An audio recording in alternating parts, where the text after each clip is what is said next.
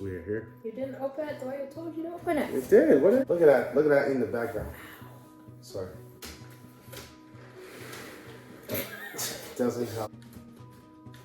There. Now you don't see the fingerprints. Wow. They still see the fingerprint. There you go. Does that help? Here. It's Cassie Deputy. Alex Deputy. And this is Deputy Tribe. Right on.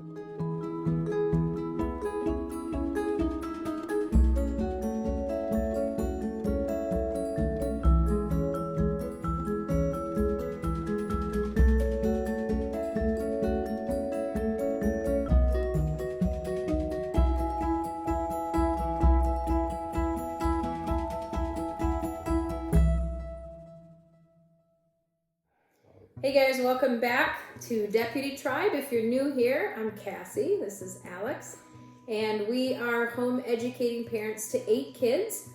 And on this channel we talk a lot about ministry and homesteading, home educating, child training, and we do a number of product reviews. So today we are reviewing a curriculum by Homeschool in the Woods. Here is their website. You can check it out in the links below. It's homeschoolinthewoods.com. And we have been reviewing their Time Travelers U.S. History Studies. It's geared for grades 3 through 8. And we've been reviewing the Industrial Revolution through the Great Depression era. So it's about a 25-week study. Yes. Each lesson is, well, no, not 25 week, 25 lessons. 25 lessons. We're supposed to, we did about 3 a week. Yep. So you can pace it however you want to pace it. But it's a project-based curriculum. So you download the file, the PDF file, and you print do you have the lessons? Where are the lessons? I do. I have the lessons. So as I'm talking, I'm just going to grab the lessons. So you print the information that you read, then you print the project master sheet, and then you print all of the individual products. So we have everything laid out in front of us, which you can't see, but we'll kind of show you what it entails. You also print a timeline that you put up on the wall, and you glue it together, and then you print out the little characters to stick on your timeline as you go. So it's a complete curriculum. It's project-based, so it's very hands-on. The reading for each lesson is pretty short. Yep, so we have lesson 4, lesson 6, they're all together. Yeah, so you print, so we just went ahead and printed all the lessons and then attached the master project sheet. Like this, okay. So here's an example. So here's the reading material. This is lesson 6. And it's got a back sheet that you read. And then the master project sheet. Yes. And this master project sheet tells you exactly what to print for your timelines, for handwriting work, for all the different projects. So there are a few main projects that you do through the entire course. So we'll kind of show you that. So the first one is the timeline that I mentioned. Now we didn't actually print the timeline and hang it on the wall because we have this thing called the Book of Centuries. So we've been using this for years. Oh yeah, we've been doing this for years. Yeah. So anything we learn, we glue into our timeline here. So we just took... So we actually took some of the characters from here, and then we glued it onto here. You want to show them a few of them? Yep, it made sense to the kids. So some of them, we already had it, like we had the Transcontinental Airlines. They can't see anything. The Transcontinental Railroad. So we ended up adding one of those, to it. So if you look, where is it at? Right there. Can I go closer? Is that new? Yep. So we did Seaworth's Folly, and the purchase of Alaska. So we did that in there. We added that to it, and then the fiscal scandal. The kids learned about that too, and they really was disgusted by it. So Okay. So basically, you add to the timeline every lesson. So you're doing this timeline through the whole lesson. So you can print the timeline and tape it on your wall and visually see when the events happen. Yep. Or you can do what we do and get a book of ages and keep all your information in there. The other thing that they do throughout the study is that magazine. Where's their magazine? So this is the magazine type thing that they work through the whole study. So they're supposed to be filling this out after each lesson. He's trying to find the other kids', but it goes like this. So you can see they started filling it in and coloring it. So each lesson has a section in this magazine with like a headline. So East meets West, the Transcontinental Railroad aids in settling the West. Harvey Girls Wanted, must have a good moral character, at least an 8th grade education, display good manners, and be the next architecture. So you can see she was starting to kind of sketch that out. And then this one, Chicago Burns, plans underway to rebuild. Lakota and 7th Cavalry face off at Little Bighorn. So they get to craft the article. So this just helps them. It's like a form of notebooking. It helps them kind of, with the information that they're reading, do something with it in their own words. And then at the end of the whole study, they have the whole magazine. So it ends with Oklahoma turns into a dust bowl, which I just read about in one of my books today. And then President Roosevelt offers a New Deal and Route 66 eatery. Yeah. So it goes right through the Depression era, and then they have this really cool takeaway at the end of the study. Yeah. So those are the projects that you're doing through the whole thing. Yeah. Are you doing any other projects through the whole thing? No. That you're continually adding to? No. That was it. But the individual projects, one like this, the kids really enjoyed it.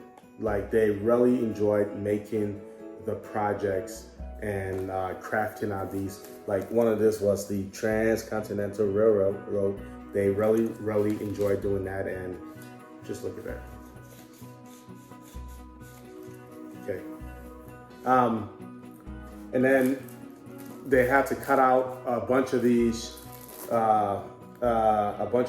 little cutouts, and then we needed to. So was that for this? Yep, and that was for the groceries. What did you learn about? This one was this one was when Montgomery Ward business was around, and during the Industrial Revolution, when everything was just booming and businesses were just coming up everywhere. Business tycoons were prevalent, and these guys own pretty much everything, and it's called what was it? A monopoly, but it had another name, and so one of it was Montgomery Ward, and this was his catalog. So we had to make a Montgomery Ward catalog, and that was really cool. The girls got to do that. Was he actually taught it? Yeah. So he would teach it at night, typically when he got home from work, at like 9 or 10 at night. You guys would do it, and then they would work on the projects on their own the next day. So he's the one who did all the hands-on reading of the material, teaching it, and so from your perspective now, what do you think about this curriculum as a whole? As a whole, I really like it because, being busy and, working and coming home and still being involved, it was really, it was not time consuming.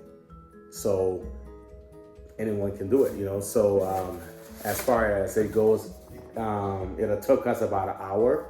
The reading was very quick, it was very to the point, and the activities direction was really easy, and it was easy to follow. The craft directions? Yes. Oh, okay. The craft direction was very easy to follow, and the kids were able to follow it, and even me. So it went really well. So here's the craft directions that he's talking about. yeah. So it tells you in the download, like you're gonna do the orphan. Is that orphan? Yep. The orphan trains. Here's what you need to print. Here's all the supplies you need. The layout, and then everything here's is the there. directions with pictures on how to set everything up. Mm-hmm. So, yeah, I would say the lesson took you guys about an hour. I mean, some nights it took you longer because he would get real into the lesson. But also, the kids also learn something new because as a family, we love history. Mm-hmm. So because of that, when something came up that we knew, we kind of just went and started talking about it. But then also, I like to stop and engage more and dive deeper. So it took us a little bit longer than usual, but overall, it took us about an hour. Yeah. It wasn't too bad. No, it wasn't. And you can do it at your own pace. You can take it for 25 weeks. Every 5th week is a review week. Mm-hmm. So weeks 1 through 4 are lessons, or lessons 1 through 4 are actual lessons with projects. And then lessons 5, 10, 15, 20, and not 25, but those were all review. So you could catch up on stuff. So it listed, here's all the projects you've done. If there's any that your kids haven't finished, now's the time to do it. And then it ends when you finish it on the last lesson. On lesson 24 is when you take all your individual projects that you made and you glue them all into a folder, like a plastic, kind of like this folder. And you glue all your stuff in there so you have like a lap book is what it's called. And so here's a picture of what it looks like at the end, your lap book from your whole study. So what we do is we actually have composition books for each subject. So they're actually gluing their projects in their composition book. So we did Homeschool in the Woods, the Civil War. Mm-hmm. And so they have all their projects from that one. And so they're gluing all their projects from this Industrial Revolution in. But that's what it looks like at the end, which is really cool because they've accomplished it all. And they have their newspaper and they have all their projects, and it's a really cool display. And then the last lesson is like have an industrial age party. And so they talk about food to make, music to listen to, movies to watch, invitations to make, and really celebrate the era that you just spent time studying. I really enjoyed it because I like how they gave us a lot of information. There was a lot of good learning, a lot of good neat stuff for us to understand the times. And it kind of gave you they literally help you visualize it, what that time was like. So because of that, the kids were really engaged and they were asking questions. Because they wanted to know more. Mm-hmm. So that within itself tells a lot about this curriculum. So content-wise, being a history buff, what did you think about the lessons and the information that were in the lessons? And content-wise, I think it was really good. It went through a lot of the history, and they talked about a lot of issues. They didn't really dig deep into it because I don't think that is how it's set up for. It's set up to just give you a context of how America, transitioned over time, which is fine, and but my only issue that I had with it was just the fact that earlier on, it just kind of made America seem a little more like they were like the bad guy per se. Do you remember which lesson it was? Yes, it was during the Indian War. Do you know which lesson? Yes, lesson 2. If you can 2? give me, I didn't say anything. As I was reading it, I didn't say anything, and a lot of the words were like ruthlessly and savagely, and Speaking of the Americans? Speaking of the American soldiers and like how they were behaving towards the Indian, and it kind of made like the Indians look like they were these helpless people that were just being taken advantage of, and it kind of seemed like it was a one-sided thing, and I didn't say anything about it. And my daughter actually brought it up, and she was like, "Man, Dad, it kind of makes this kind of paints America in a very bad light." And I was like, "Oh, I guess it's not just only me seeing it, but because she brought it up, it just confirmed what I was thinking." And that stuff did happen in history. And all that stuff did happen. Yes, it but did. It just didn't bring it around. It wasn't a two-sided thing, right. So it didn't describe the ruthlessness of the Native Americans towards the Americans either. Right. Is that what you're saying? Yes, I mean, because we did learn in other stories that the settlers, were like murdered, killed, and so. I mean, either way, war is war. War is war, It's but it just seems like it was just one-sided. And for my daughter to pick it up, I think said a lot because she's 12. And she was able to just pick it up and say, "Okay, look, I did understand, but it just never brought it back around." You know what I'm saying? Yeah. So it was missing something. Right. So to me, it just made it seem like it was this one-sided, unresolved issue. And to me, I take offense to that because I like to be, both-sided and to acknowledge everything. And we did the Homeschool in the Woods Civil War study, and it seemed very much both-sided. Yes. Very balanced. It talked about the North, the South, and it seemed really a good perspective. So I was surprised that it didn't do that on that. That was just that part of it, but besides that, everything else was excellent. Like everything else was excellent. Their content is the always content was solid. really good. So that was my only gripe that I had with it. Yeah. So that one lesson maybe needs to be fine-tuned. Yes. The other thing I would say that this company could do to improve is when you download the file, it is a little bit confusing trying to navigate the different folders.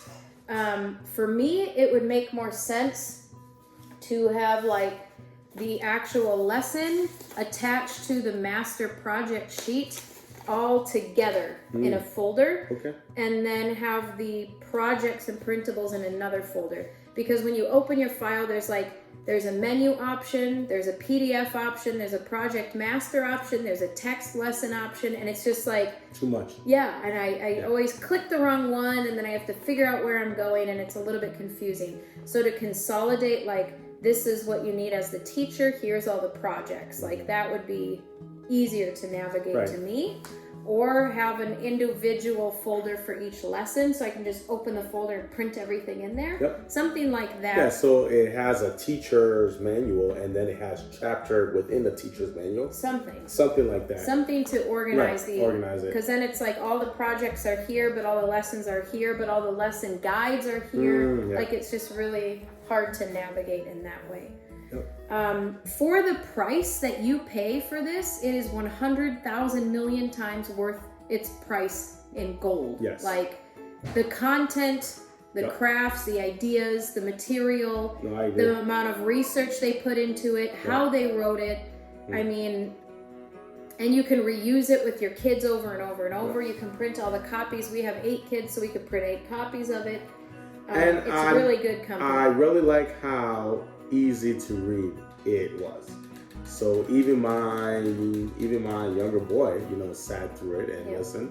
So he was able to get stuff out of it too. So yeah, I mean, this was a really well done. Well done. We like it. Yes. We like Homeschool in the Woods. Yeah. So we Good recommend it. It's a good price, downloadable, instant. You can reuse it. It's very good. So that's it. Thanks for watching. Check out the links below. We'll include a link to Homeschool in the Woods website, a link to this curriculum that we use, and then also I'll include a link so that you can read or watch other people's reviews on this company. So check all that out below. Give this video a thumbs up and share it. And that's it. Jesus is coming. See you. Thanks, guys. Oh my goodness.